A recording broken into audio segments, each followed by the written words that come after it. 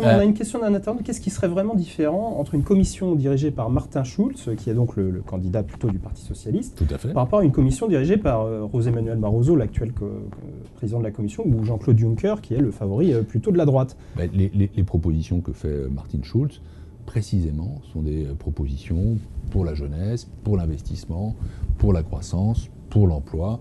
J'en ai évoqué quelques-unes au passage. Vous pourriez participer à une commission dirigée par M. Juncker, par exemple? Avec une sorte de cohabitation au sein de la commission. C'est pas non plus comme ça que marche la commission. Attention, le fait que le président de la commission demain soit un socialiste ou un conservateur a un impact sur le leadership, sur l'orientation de la commission. Mais en même temps, après, chaque État membre choisit son commissaire. Le commissaire français sera plutôt socialiste. Sera socialiste, par définition. Ou la commissaire, puisque Elisabeth Guigou est aussi candidate. Sera socialiste. Et ensuite, vous verrez un exécutif qui est composite du point de vue de politique. Ça, c'est comme ça, parce que l'Europe, elle est faite à 28. On n'impose jamais tout à fait son modèle aux autres. Mais le choix du président donne quand même ce qu'est le cap, parce qu'il aura un rôle de leader très important demain. Et donc, au fond, j'appelle les Français à se saisir de leur bulletin pour faire un choix, pas un choix national seulement, ou d'abord, mais un choix sur quelle est l'orientation de l'Europe. Est-ce que vous voulez, au fond, que le libéralisme et l'austérité s'aggravent? Est-ce que vous souhaitez, au contraire, qu'il y ait une orientation plus social-démocrate, plus tournée vers la croissance et l'emploi? C'est ça l'enjeu de ces élections. Le bulletin de l'électeur français, il a des noms dessus, et parfois il a l'impression que c'est des machines à recaser finalement ces listes. Il y a eu le cas de Rachida Dati par le passé. Cette fois-ci, on peut parler de Vincent Peillon, de Nadine Morano, qui n'ont pas forcément exprimé par le passé des convictions très fortes pour l'Europe, mais c'est un moyen de leur retrouver un mandat alors qu'ils n'en ont plus. Vincent Peillon est député européen depuis un certain nombre d'années. Je crois que s'il une fois élu, ce sera son 3e mandat. Il faut arrêter de faire des faux procès aux gens.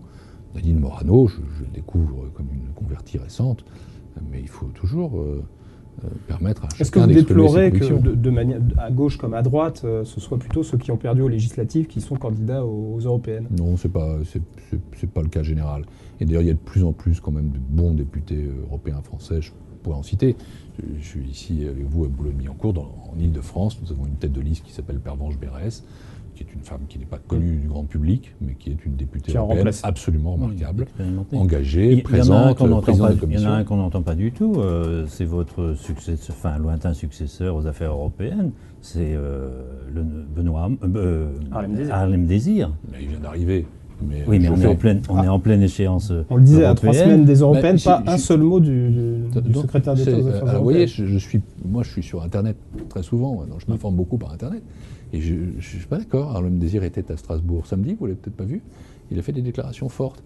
Mais vous savez, ce qu'il faut surtout, c'est que cette campagne mobilise tout le monde. Moi, ce qui m'inquiète, c'est ça. Et je veux lancer ici un appel à la mobilisation. Parce qu'au fond, à quoi assiste-t-on depuis 30 ans? À un déclin constant des taux de participation aux élections européennes. Il était à peine de 40% la dernière fois. Mais vous savez, il y a une absurdité. Je peux en témoigner. J'ai été député européen. J'ai même été vice-président du Parlement européen. J'ai été et je suis à nouveau, depuis 2 jours, député français. Eh bien, le Parlement européen a des pouvoirs de plus en plus importants, considérables. Et contrairement à ce qui existe au Parlement national, il n'y a pas de majorité. Donc, un parlementaire fabrique sa majorité d'idées. Quand j'ai été rapporteur pour l'adhésion de la Roumanie à l'Union européenne, mon pays d'origine par ailleurs, lointain, celui de mon père, eh bien, j'ai dû batailler pour convaincre pas seulement mon camp politique, les socialistes, mais les conservateurs et les libéraux, pour obtenir une majorité, et une majorité qualifiée. C'est un travail passionnant et important. Quel paradoxe y a-t-il à laisser ou à envoyer à Bruxelles et à Strasbourg des gens qui ont un pouvoir considérable sur nos vies sans voter? Donc je dis, si vous voulez que le Parlement européen corresponde à vos idées, à vos idéaux ou à vos conceptions de l'Europe, allez voter. Et donc ça vaut pour Harlem, ça vaut pour moi, ça vaut pour tout le monde.